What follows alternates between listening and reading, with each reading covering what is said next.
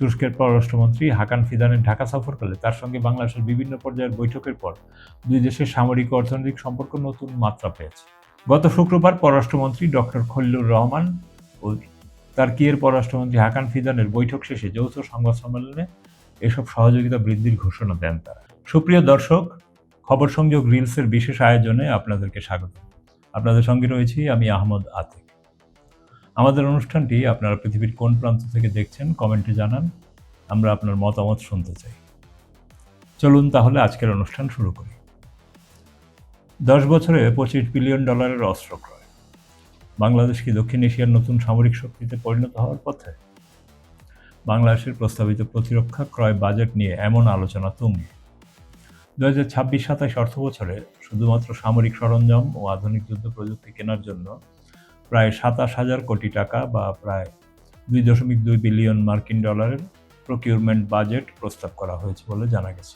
এই বাজেট যদি আগামী 10 বছর ধারাবাহিকভাবে বজায় থাকে, তাহলে বাংলাদেশ শুধু অস্ত্র কেনাকাটার পেছনেই ব্যয় করতে পারে প্রায় $22 বিলিয়ন।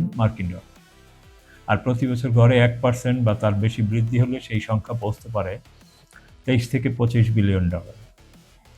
গত বছর বাংলাদেশ বিমান বাহিনীর প্রধান air chief marshal Hasan Mahmud Khan তুরস্কে সফরকালে একটি রাডারের সামনে দাঁড়িয়ে ছবি তোলেন, যা মূলত ALP-300G আর্লি ওয়ার্নিং রাডার। এই রাডারটির রেঞ্জ 450 কিলোমিটার এবং এটি সর্বোচ্চ 850 কিলোমিটার দূরের লক্ষ্যবস্তুও শনাক্ত করতে পারে। প্রতিবেশী দেশগুলো যেমন ভারত, মিয়ানমার, ভুটান, নেপাল এবং চীনের কিছু অংশ এই রাডার রেঞ্জের আওতাভুক্ত হবে। এটি এস ব্যান্ড ফ্রিকোয়েন্সিতে কাজ করে। এই ব্যান্ডের তরঙ্গ দীর্ঘ দূরত্ব অতিক্রম করতে পারে এবং প্রতিকূল আবহাওয়ার মধ্যে নিখুঁতভাবে শত্রুর অবস্থার শনাক্ত করতে পারে। এছাড়া AES এর রাডার অ্যান্টেনা আর্কিটেকচার ব্যবহার করা হয়েছে, ফলে কোনো ঘূর্ণায়মান অ্যান্টেনা ছাড়াই এটি ইলেকট্রনিক উপায়ে অনুভূমিক ও উলম্ব উভয় অক্ষে নিখুঁতভাবে স্ক্যান করতে পারে এবং গ্যালিয়াম নাইট্রাইড প্রযুক্তি ব্যবহার করা হয়েছে এতে। রাডারটি স্টিলথ শনাক্ত করতে সক্ষম, এছাড়া ক্রুজ মিসাইল, ব্যালিস্টিক মিসাইল শনাক্তেও সক্ষম। রাডারটি AC-130 পরিবহন বিমানে বহন করা যায়।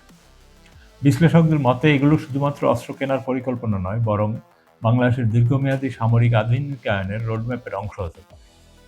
বিশেষ করে বিমান বাহিনীতে যদি আগামী দশকেও সর্বোচ্চ অগ্রাধিকার দেওয়া হয়, তাহলে এককভাবে বাংলাদেশ বিমান বাহিনী পেতে পারে প্রায় $10 থেকে $12 বিলিয়ন।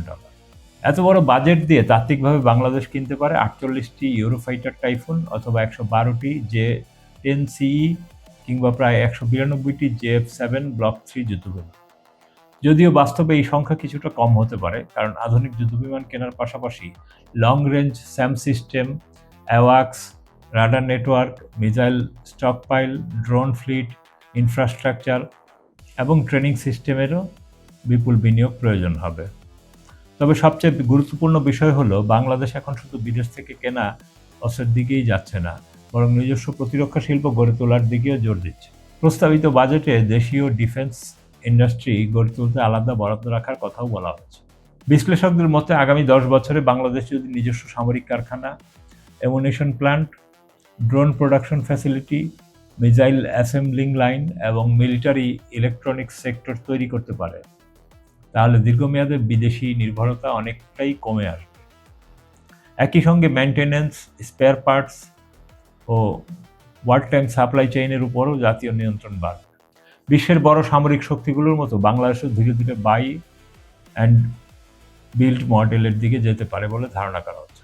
অর্থাৎ প্রথমে বিদেশ থেকে প্ল্যাটফর্ম কিনে পরে দেশেই মেইনটেনেন্স, আপগ্রেড এমনকি লিমিটেড স্কেল প্রোডাকশন ক্যাপাসিটি গড়ে তোলা। বিশেষজ্ঞদের মতে ভবিষ্যতের বাংলাদেশের বিমান বাহিনী হতে পারে mixed high low combination force, যেখানে হাই এন্ড ফাইটার হিসাবে J-10CE শ্রেণীর যুদ্ধবিমান এবং comparatively low cost multi role fighter হিসাবে JF-17 বা সিমিলার প্ল্যাটফর্ম ব্যবহৃত হতে পারে।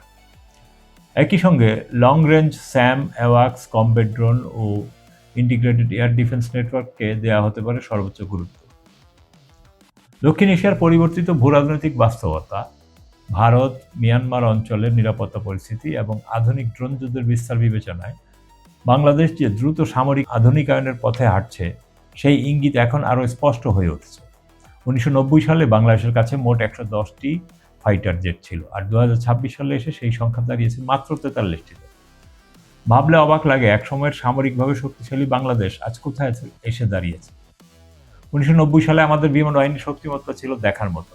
J6 76টি, J7 20টি, MiG-21 14টি।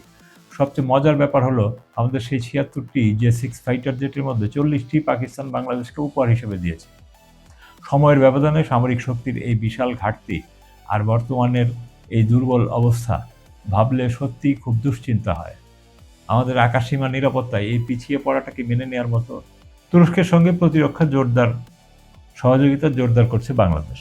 ইতিমধ্যেই বাংলাদেশ বিমান বাহিনীর জন্য T-129 আতাক কমব্যাট হেলিকপ্টার কেনার প্রক্রিয়া চূড়ান্ত পর্যায়ে পৌঁছেছে। তুরস্কের পররাষ্ট্রমন্ত্রী হাকান ফিদানের ঢাকা সফরকালে তার সঙ্গে বাংলাদেশের বিভিন্ন পর্যায়ের বৈঠকের পর দুই দেশের সামরিক ও অর্থনৈতিক সম্পর্ক নতুন মাত্রা পেয়েছে। গত শুক্রবার পররাষ্ট্রমন্ত্রী ডক্টর খলিলুর রহমান ও তুর্কির পররাষ্ট্রমন্ত্রী হাকান ফিদানের বৈঠক শেষে যৌথ সংবাদ সম্মেলনে এসব সহযোগিতা বৃদ্ধির ঘোষণা দেন তারা। তাহলে চলতি জুনের পরপরই কি বড় ধরনের ঝড় আসছে? সবাই তৈরি থাকুন। এ সময় বাংলাদেশকে কেন্দ্র করে দক্ষিণ ও দক্ষিণ পূর্ব এশিয়ার ভূ রাজনৈতিক মানচিত্র ও সামরিক সমীকরণে নতুন করে হতে পারে। সবাই চাচ্ছে সামরিক দিক থেকে চীন, পাকিস্তান ও তুরস্ককে সাথে নিয়ে বাংলাদেশ মাথা তুলে দাঁড়ায়। এই মাসেই অনেকটা নির্ধারণ হয়ে যাবে প্রধানমন্ত্রী তারেক রহমানের সরকারের ভবিষ্যৎ। বাংলাদেশের অখণ্ডতা আর বাইরের শক্তিগুলোর প্রভাব কোন দিকে মন নেবে। ভারত চায় যে কোনো মূল্যে বাংলাদেশকে তার বলয়ে রাখতে, যেভাবে চলছিল। কিন্তু তারেক রহমান সেই পূর্ণ বৃত্ত থেকে বেরিয়ে এসে টালমাটাল অর্থনীতি আর ভারতীয় চাপের বাইরে গিয়ে দাঁড়ানোর চেষ্টা করছে। আর অর্থনৈতিক বাস্তবতা এতটাই কঠিন যে এই মুহূর্তে চীনের দ্বারস্থ হওয়া ছাড়া সরকারের সামনে আর কোনো পথ খোলা নেই। আমেরিকা মধ্যপ্রাচ্যের যুদ্ধে জড়িয়ে থাকায় দক্ষিণ এশিয়ায় আগের মতো সক্রিয় নয়। এর মধ্যে সামরিক শক্তি বাড়ানোর উদ্যোগ, পাকিস্তান, তুরস্ক, চীনের সাথে ঘনিষ্ঠতা, এগুলো নিঃসন্দেহে সময়োপযোগী, ঝুঁকিপূর্ণ কিন্তু সাহসী পদক্ষেপ। এই জায়গায় তারেক রহমানকে স্যালুট দিতেই হয়। চলতি জুন মাসেই প্রধানমন্ত্রী তারেক রহমান চীন সফর করবেন। এরপর পাকিস্তানের প্রধানমন্ত্রী ও সেনা প্রধানেরও ঢাকা সফরের কথা রয়েছে। এসব মিলিয়ে দক্ষিণ এশিয়ার ভূ রাজনীতি বড় ধরনের পরিবর্তনের দিকে যাচ্ছে। তবে ঝুঁকিও কিন্তু কম নয়। ভারতের আধিপত্যবাদী চাপ থেকে বেরিয়ে আসার এই প্রচেষ্টায় অনেক শক্তি, অনেক গোষ্ঠী, অনেক স্বার্থ একসাথে নড়েচড়ে বসবে। তারেক রহমান যা করছেন তার সাথে জামাত, এনসিপি, জেনজি প্রজন্ম সহ যারা আধিপত্যবাদ থেকে মুক্তি চায় তারা তার সঙ্গে থাকবে তো। তাই জুন মাস শুধু সরকারের নয়, বাংলাদেশের 18 কোটি মানুষের জন্যই এক রুদ্ধশ্বাস টেস্ট কেস হতে পারে। আপনার মতামত কি কমেন্টে জানান। ভিডিওটি লাইক করুন, শেয়ার করুন এবং চ্যানেলটি সাবস্ক্রাইব করে বেল আইকনে ক্লিক করুন যেন পরবর্তী খবর মিস না হয়। দেখা হবে পরের অনুষ্ঠানে। ততক্ষণ সুস্থ থাকুন, ভালো থাকুন। খোদা হাফেজ।